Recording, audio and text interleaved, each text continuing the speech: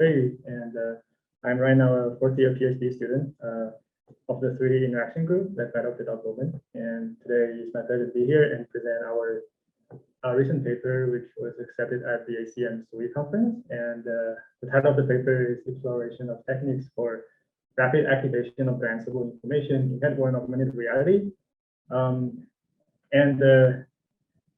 This work is done with periphery and my supervisor, Dr. Bowman.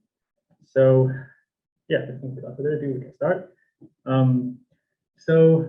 First I'm going to talk a little bit about the motivation. So recently, augmented reality head-borne displays are becoming increasingly lightweight and powerful, and they have been envisioned as the next generation personal computing device.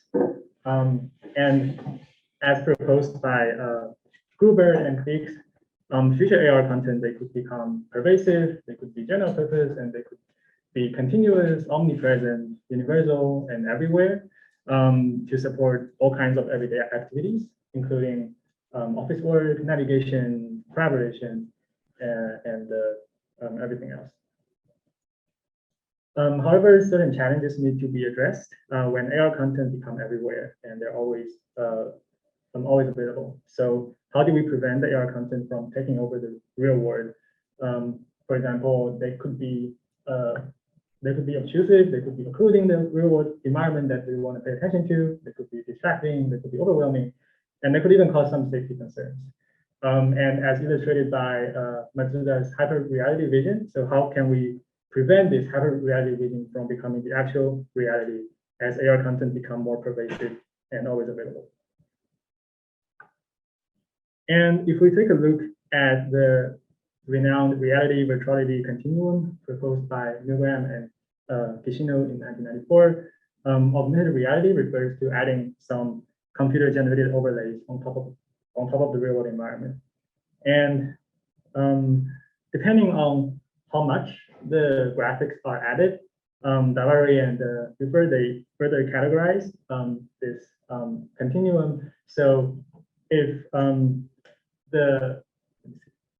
so we can further categorize that as either virtual prioritized or real prioritized, depending on how much the computer graphics are added to the real environment. So if we add a lot of virtual content, then the interface will be virtual prioritized because the virtual content will take over the real world, and the primary focus will become the virtual environment that the user is immersed in the AR content. And if we only add a little bit of the AR content to the real world environment, for example, in this case, the interface will be real world prioritized because the primary focus is still the real world environment or the real world tasks.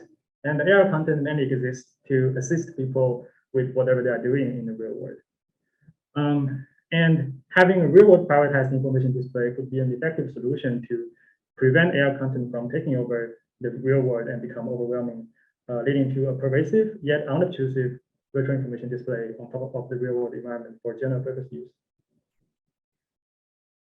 And based on that, last year we proposed Glanceable AR interface, and as one of the real world prioritized information display strategy. And in Glanceable AR, user access information through glancing towards the peripheral vision of the AR display. And here is the illustration.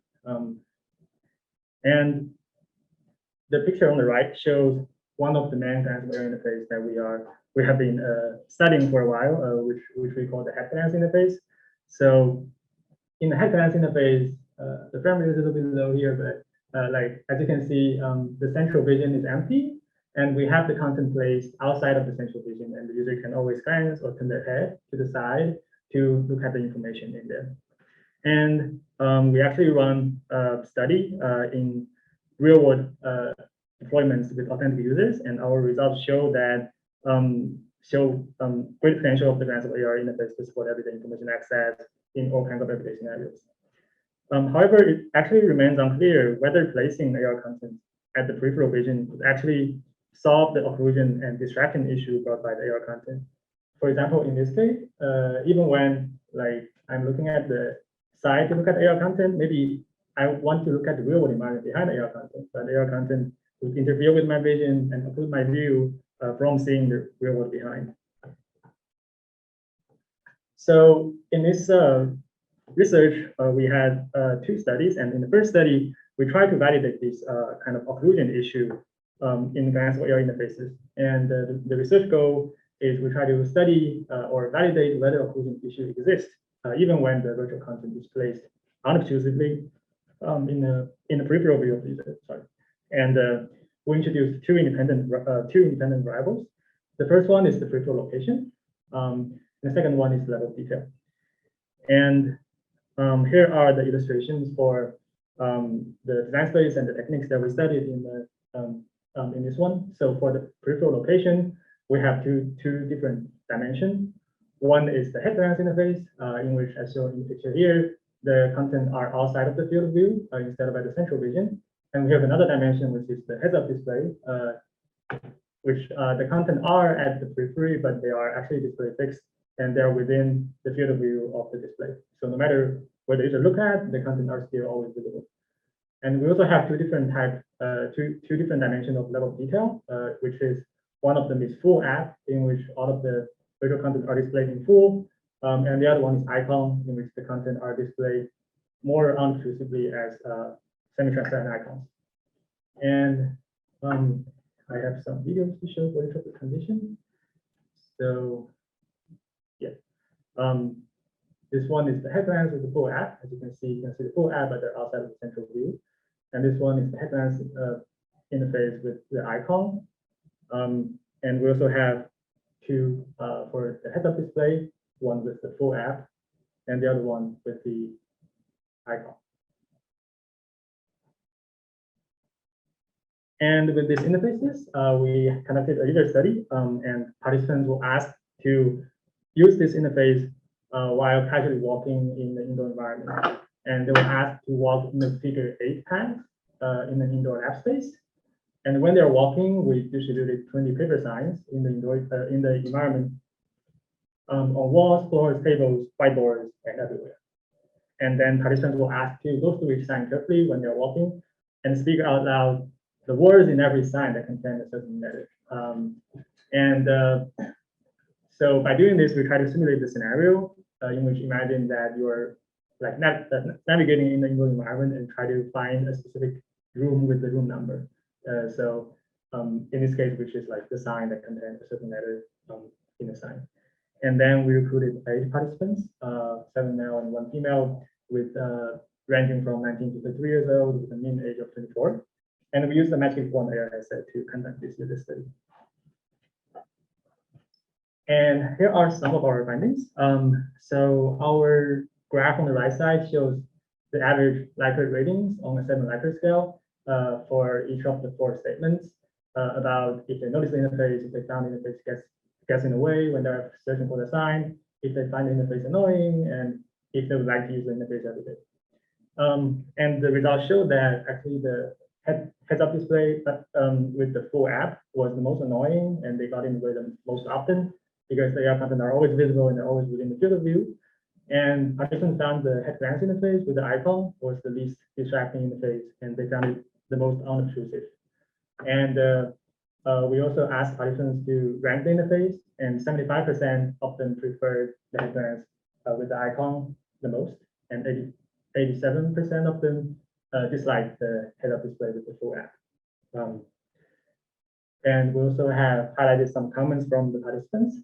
So for the head glance interface with the full app, participants commented that it could still get in the way sometimes when they look for the signs, and they would prefer having the icon instead of having the full app. And for the heads-up display with the full app, they commented that the icon being fully displayed has greatly reduced their vision and distracted their focus when they're doing the visual research task.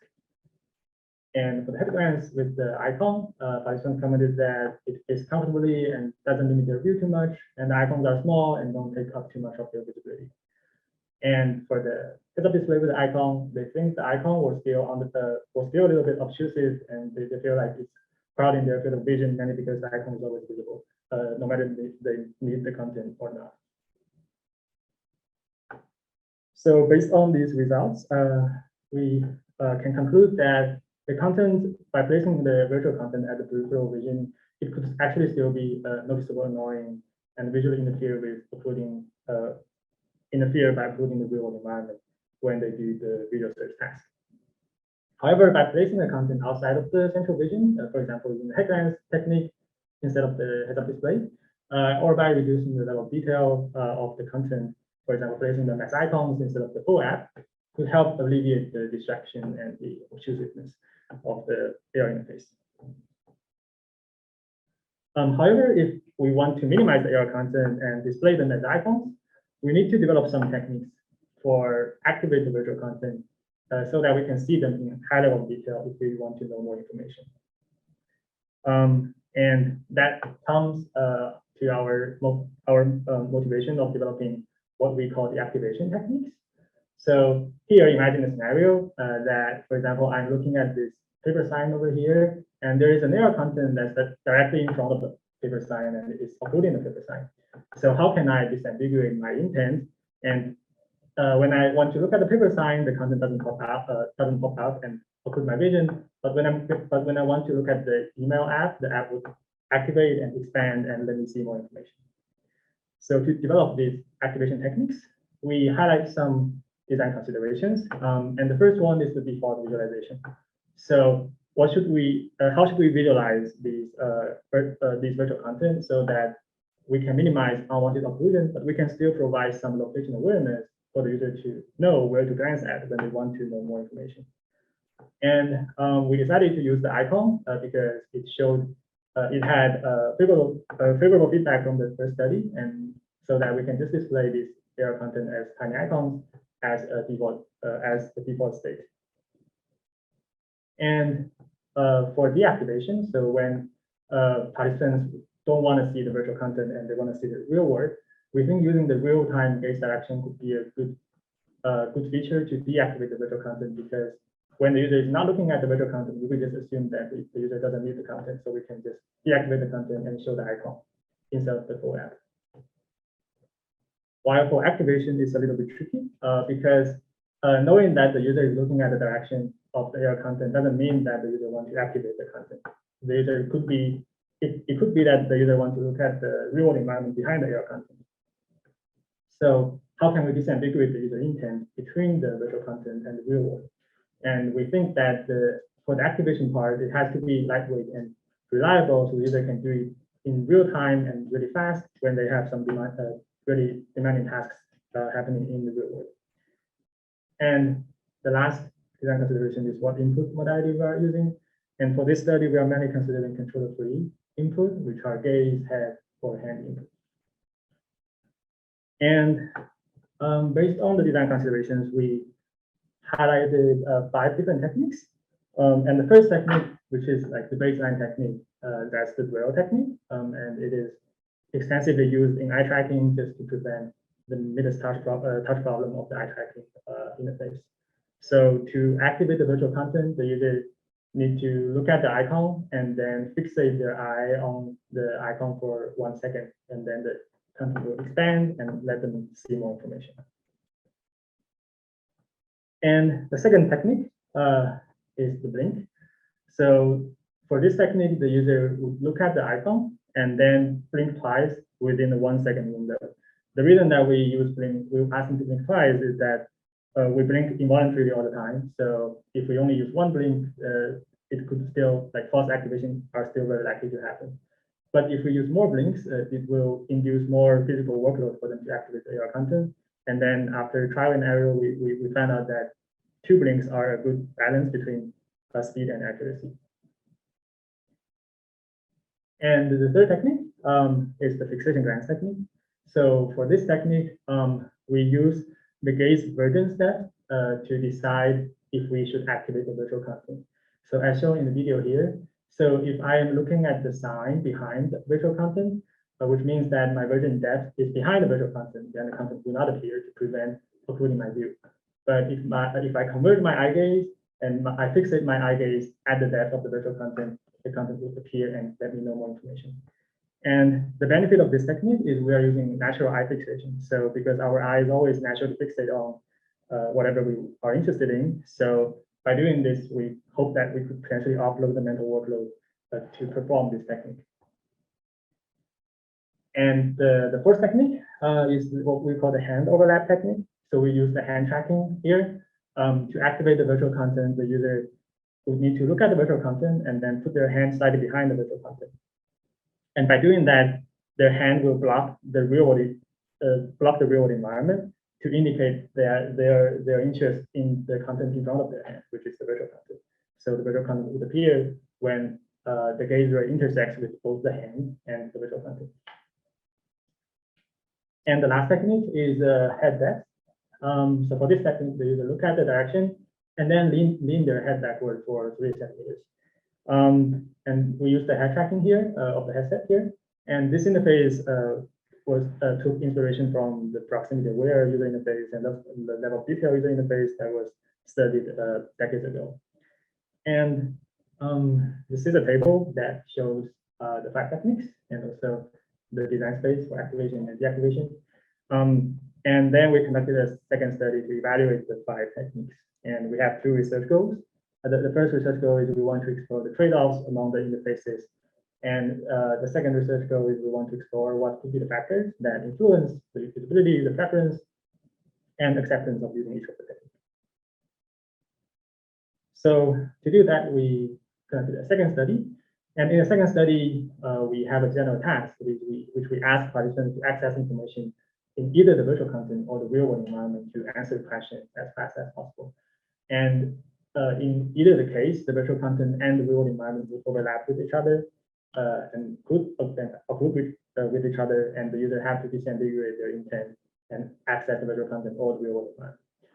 And we had 2 different scenarios for the second study. One is the sitting scenario, and I have a video here. Great. For the sitting scenario, the user sits in front of the desktop computer, and on the desktop computer screen, asking questions about either the virtual content and the sticky notes. And the user performed the 5 techniques to activate the virtual content or access the sticky notes to answer the questions verbally. And the second scenario is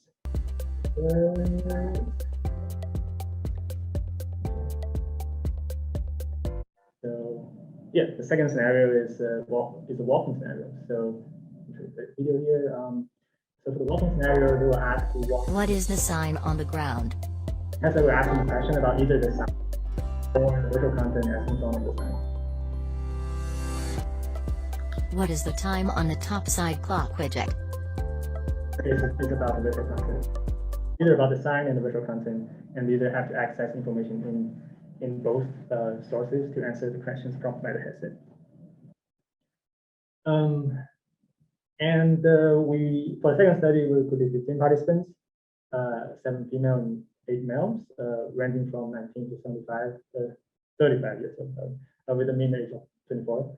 And the metrics we collected in the study for subjective metrics, we had the SAS system usability scale questionnaire, the social acceptability questionnaire to figure out if they think the techniques are acceptable to perform in different scenarios, and the workload questionnaire.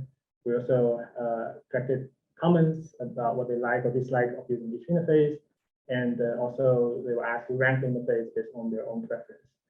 And for objective measures, we collected how long it took them to answer each question about either the virtual content or the real world environment. And we also calculated the false positive rates, which means that if the question was about the real world environment, but the user actually activated the virtual content falsely, and we calculate how often that happens during the study.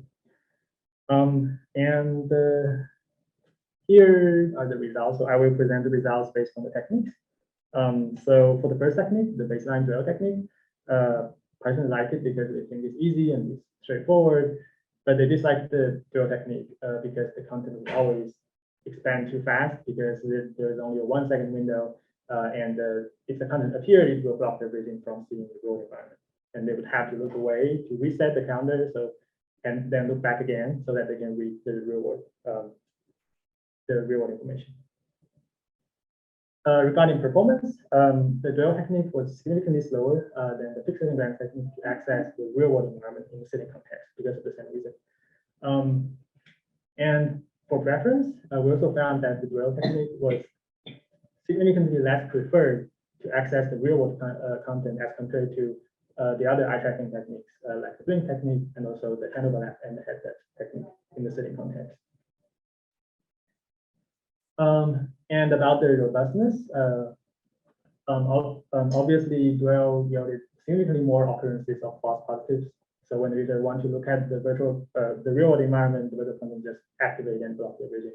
And it happened significantly more frequently compared to other techniques in the walking scenario and also in the sitting scenario. And second, about the blink technique, participants like it because they think it's very easy to trigger and it requires little physical movements. But sometimes they dislike the technique because they found that sometimes the widget will just appear without their intention because of involuntary blinks. And regarding performance, blink was significantly faster than the hand technique to access the virtual content during the walking task. Because it takes time to put out their hand and align their hand with the virtual content. While for blink, there's no such issues. And for preference, actually 10 participants, which is 67% of them, ranked blink as the first or the second favorite interface. And blink was also more preferred than Duell to access the real world environment in the scenarios. And about acceptance, we found that blink technique actually achieved the highest rating in all of the different scenarios that we proposed. So we asked participants to imagine using the blink technique, using the 5 techniques at home, on sidewalk, in public space, shop, museum, and other places. And blink was always found the most acceptable compared to other techniques. And about the precision glance technique, participants like it because they think it's fast, it's easy to use, and it's intuitive, but they also dislike the technique because they think it takes practice to fixate their eye gaze at a fixed depth. And sometimes it will make them lose focus of their surrounding because they would have to change their eye gaze version instead. And about performance, precision glance was significantly faster than the hand and the head technique to access the virtual content during the walking task. And we also had more than half of the participants ranked precision glance as the most favored interface in the walking task. And for robustness, it was actually surprising to us to find that the precision glance performed much more better in the walking context compared to the sitting context. And it was not entirely due to the different task context conditions, but more we found that it was because of the different depth between the real world environment and the virtual content. So in the sitting task, we had a really close depth, and in the walking condition, we had a much larger depth difference between the real world content and the virtual content. And we found that a larger depth would make the precision glance technique much more usable. And about the hand overlap technique, it was liked because of it's natural and it's intuitive to perform. But sometimes participants also think that it's too much physical movement, and they were worried that they could bump into people and it take time for them to put up their hand and align with the virtual content to activate the virtual content. For performance, it was significantly slower than fixation glance and the blink technique, the eye tracking based technique, to access virtual content during the walking task. And it was also found to be less acceptable to use in front of strangers or in public transportation scenarios compared to the eye tracking based techniques. However, for robustness, because raising the hand is is a type of action that is not likely to be performed involuntarily, so it has really good robustness. So the false positives doesn't happen that frequently for using the hand overlap technique. And finally, for the head depth technique, participants like it because they think the widget never pop out unless they want them to, which shows that it's really robust. But participants also dislike it because they think it's just too much physical movements, and leaning forward and backward was somewhat awkward to perform, especially during the walking. And it was significantly slower than the fixation glance to access the virtual content in the walking condition. And it was also less acceptable to use in front of strangers or in public spaces. And for preference, 10 participants ranked the head depth technique as the least favorite interface in the walking context.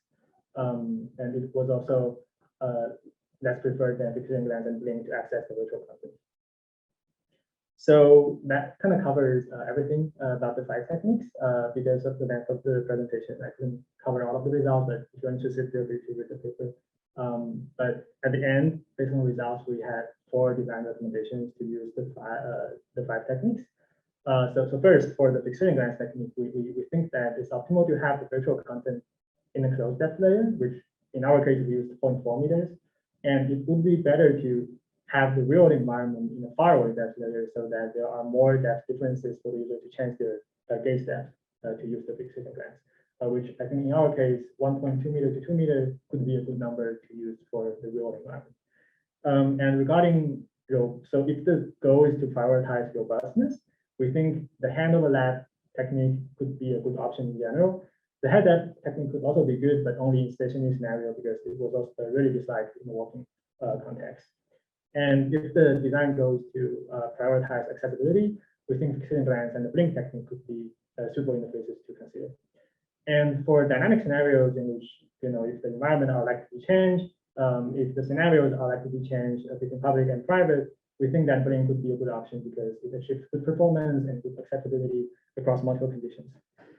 And I think that's concludes my presentation. And thank you for listening. And if you have any questions, I'm happy to answer.